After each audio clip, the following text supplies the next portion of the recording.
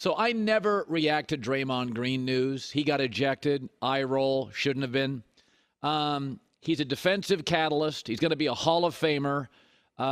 He's the edge the Warriors need. He's the bouncer at the cool nightclub.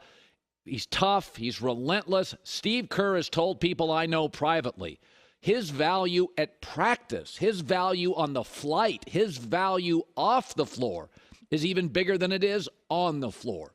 I take the good with the bad, and I didn't think it was that bad. Sabonis is a pro wrestler writhing in pain. Oh, my gosh, he's always, oh, please. His dad played in the 90s. Sabonis is a tough guy. His dad was a tough guy. He knows what it's all about, and he grabbed Draymond's foot.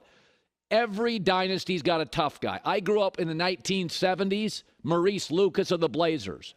Lonnie Shelton of the Sonics once got robbed at gunpoint, grabbed the guy's wrist and broke it and punched him and knocked him out. Michael Cooper of the Lakers. Look it up, by the way. Lambeer, Rodman. Udonis Haslem for the Heat. Every nightclub needs a bouncer. And most teams that win championships and become dynasties have great offensive players. Who's going to be the tough guy? Who's going to be the annoying guy? They do 30 for 30s on New York Knicks teams that never won a title. Why? Because they were artistic? They couldn't shoot. Even John Starks, a guard, couldn't shoot. But Starks was a tough guy. Anthony Mason was a tough guy. Charles Oakley was a tough guy. We do romanticizing about pro sports all the time. You always complain that the NFL is too soft, and the quarterbacks can't even get hit, and we wish the NBA used to be like it was. The NBA used to be really damn physical. Draymond's one of the last guy who is an old school NBA player. He is a catalyst. He helps passing. He sets screens. Watch the offense. Watch the offense without Draymond Green. It comes to a halt. Who's setting the screens? Who's putting his butt out in his body? So I don't think, listen, if you look at what people romanticize about, you give them that. Some people just like to complain. Some people are just miserable. Like, this is what 80s basketball was. Draymond's the last vestige of it, and you're complaining about it.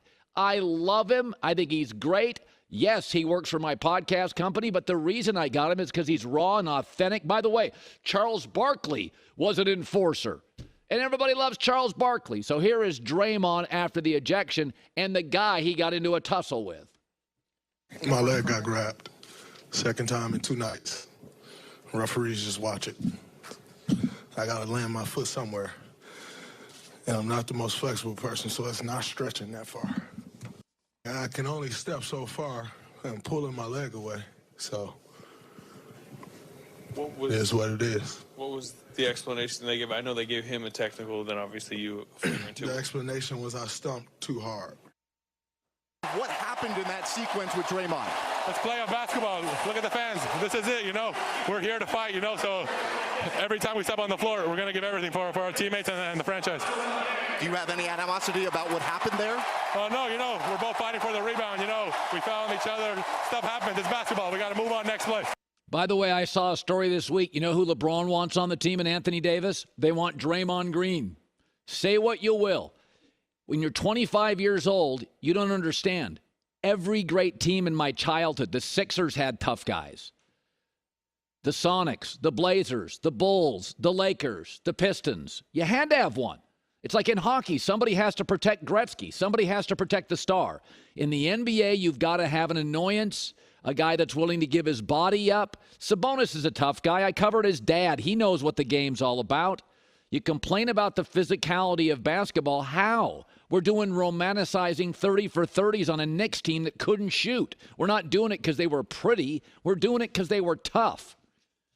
No problem at all. Thought the ejection was silly. And I cannot believe they'd throw him out of the series. That would be reckless by the commissioner. So, a big picture on the Warriors, our reigning NBA dynasty the last 9 years, right? 10 years. You can look at it glass half full, they're okay, or glass half empty, they're in trouble. Let's look at glass half full. They just inserted Peyton and Wiggins into the lineup a couple days ago, a couple games ago. They're a little choppy, a little out of rhythm offensively. Give them another couple days. Let them go back home. Also, Sacramento's a tough place to play. They've been in both these games with 2 minutes and a half to go. The Warriors' defense You could look at it this way. Is holding Sacramento to about 45 to 45.5% shooting. They shot closer to 50% during the season. And, by the way, the Warriors have never shot this bad. They're shooting 32% from three. They led the NBA in three-point shooting. They're awful. Or you could look at it glass half empty. There's a reason they're shooting so poorly. Because Sacramento's all over them. The refs are in the playoffs, give you the whistle, and they've disrupted the offense. You could also say Jordan Poole is too inconsistent, too frenetic, too immature, and the team no longer trusts him. You could say Golden State was awful on the road in the regular season. What's changed? You could say Draymond Green may get kicked out for an entire game in the series. Glass half full, glass half empty. My guess is the Warriors win the next two at home, one of them comfortably. We're even going back to Sacramento, and Wiggins and Gary Payton, with more time in the rotation, evens it out, not quite as turnover prone and sloppy. But we are watching in a dynasty age in real time. I mean, Klay Thompson now, not the defender he used to be. That was a big part of his game. Steph Curry limps at least once every game. The young guys aren't ready to take the baton yet. Again, Jordan Poole's too immature. Kuminga's too inconsistent. Moses Moody, not sure he's just ever going to be a starter. So it reminds me a little bit of the Patriots at the end when a lot of intellectual capital left the room and guys got older. You know, Brady left, Josh McDaniel, Dante Scarnecchia, and all of a sudden guys get older. You're missing a couple of drafts. The Warriors had James Wiseman. They let him go. Everybody's getting older. Klay is in his 30s. Steph's in his mid-30s. Draymond's in his mid-30s. We're watching it in real time. It feels a little bit like a baseball dynasty where you make 2 or 3 straight long playoff runs in baseball, and then you come back outside of after another spring, and nobody has their fastball. Everybody's got fewer fastballs.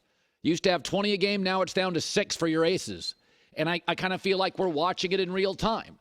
And I also think a big part of this is Sacramento is a lot of what Golden State is, but younger. They can go real physical.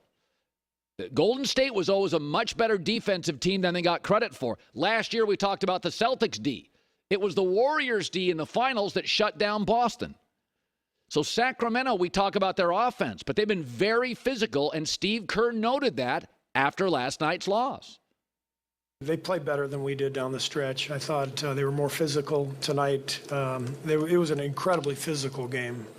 Really, a lot of physicality, not much movement, not much freedom of movement out there. So they were the aggressors, and I thought, they benefited from being the aggressors. By the way, now you go back to the Bay, you go home for Golden State. Now they'll probably get a little bit of the whistle. We talked about this series was going to get a little choppy and physical and feisty because the Kings and the Warriors, the proximity is so close, right? There's a lot of Bay Area fans, Warrior fans around Sacramento, vice versa. There's a lot of fans here. It's going to get feisty. It's going to get physical. It's just been the Kings have been the more physical team. Warriors don't complain about it.